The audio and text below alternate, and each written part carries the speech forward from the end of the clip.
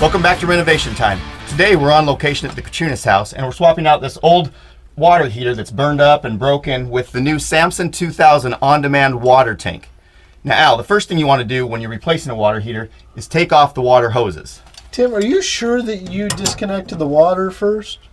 Al, do you really think I would swap out a water heater without first turning off the water? Well, there was that one. I got it.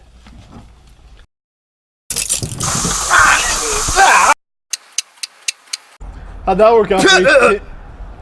Listen, while we wait for Surf Pro to show up, I think now would be a good time to talk to you about the men's advance. That's right.